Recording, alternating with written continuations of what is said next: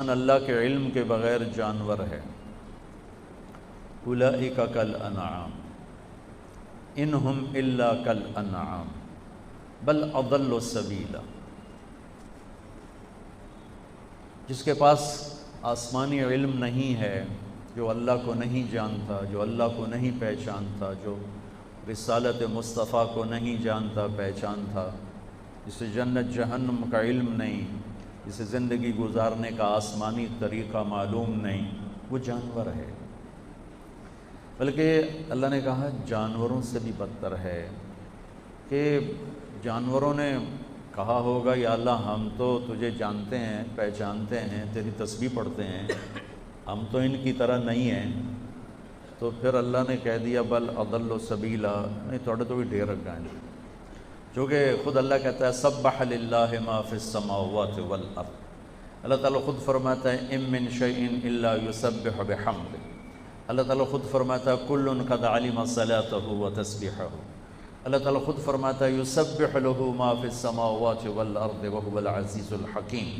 تو کل کائنات اس کو جانتی ہے، پہچانتی ہے۔ سبح للہ ما فی السماوات والارض وهو ایک بات یاد آ گئی پھر بھول جائے، قرآن کا حسن، سبحان مصدر سے فعل بنتے ہیں سارے، اور آگے سارے مشتقات بنتے ہیں۔ تو اللہ نے 15ویں پارے میں سبحان کو لائے، مصدر سبحان الذی اسری بعبدہ لیلا من المسجد الحرام الی المسجد الاقصی۔ مصدر کے بعد فعل ماضی ہوتا ہے۔ تھوڑی تھوڑی صرف مجھے ابھی تک یاد ہے، ویسے میں نے اپنا نصاب حفظ کیا ہوا تھا، میں نصاب کا حافظ تھا جب تک بیمار ہوا تو پھر تجھے نہ تکرار کر دو نہ مطالعہ کر دو، موجہ نال پڑھ دو۔ تو میں تو حفظ کرتا تھا، منطق جیسی فضول کو بھی یاد کیا۔ تو مصدر کے بعد فعل ماضی ہے، تو اس کے بعد اللہ لائے سبح للہ ما فی السماوات والارض وهو العزیز الحکیم۔ ماضی کے بعد مضارع ہے، تو اس کے بعد صورت آئی یسبح للہ ما فی السماوات وما فی الارض الملک القدوس العزیز الحکیم۔ مضارع کے بعد امر ہے، تو اللہ آخر میں لائے سبح اسم ربک الاعلی الذی خلق فسوی۔ سبحان، سبح، یسبح، سبح اسم ربک الاعلی الذی خلق فسوی والذی قدر فہدی والذی اخرج المرعی۔ تو کل کائنات انسان کے سوا مکمل علم رکھتی ہے، اللہ کو جانتے ہیں، پہچانتے ہیں۔ سبح للہ ما فی السماوات والارض وهو العزیز الحکیم۔ کیسا ہے وہ؟ لہ ملک السماوات والارض، زمین آسمان کا بادشاہ ہے۔ سب سے پہلا علم ہی اللہ کو پہچاننا ہے۔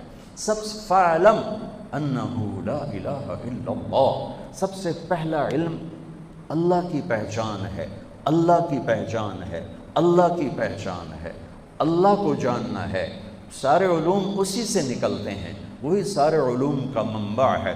اگر اس کو نہیں پہچانا تو کوئی علم نہیں ہے، اگر اس کو لفظوں میں پہچانا اور عقلی طور پر پہچانا تو کوئی روحانیت نہیں ہے، کوئی پہچان کا مزہ نہیں ہے۔ جو اہل اللہ، جو ابھی حضرت فرما رہے تھے، ہماری تقریریں بند کروا دی، تو وہ تار جوڑنے کے لیے تھیں کہ جب تک تار نہیں جڑے گا تو پھر میرے جیسا کیل کال والا ہوگا، وہ گہرائی کہاں سے آئے گی؟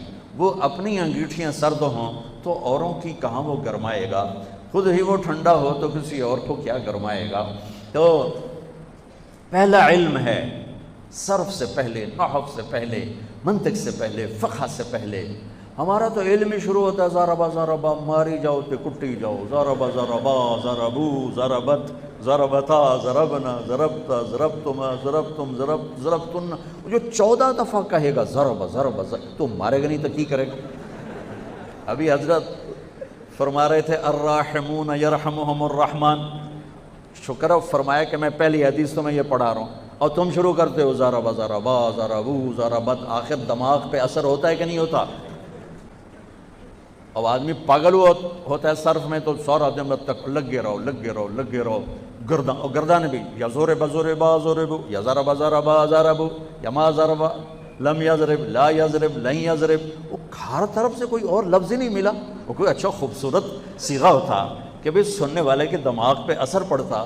مجھ سے ایک دفعہ ایک تاجر نے کہا مولانا یہ مدرسوں کے طالب علم زیادہ غصے والے ہوتے ہیں کالج کے لڑکوں سے۔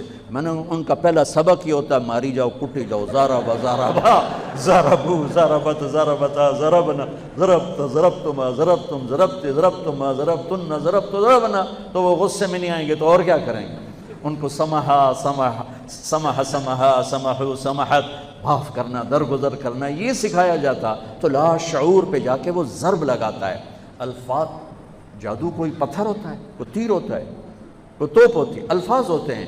کہاں ایک آدمی بیٹھ کے پڑھتا ہے اور کہاں دوسرا جا کے زمین پہ گرتا ہے۔ الفاظ میں تاثیر ہے، الفاظ میں طاقت ہے، اور جو نقطے والے حروف ہیں ان میں طاقت تھوڑی ہے، جو بغیر نقطے والے حروف ہیں ان میں طاقت زیادہ ہے، جو مہملہ ہیں وہ قوی ہیں، جو معجمہ ہیں وہ ضعیف ہیں ان کی نسبت۔ ویسے تو لفظ میں طاقت ہے، حرف میں طاقت ہے، تو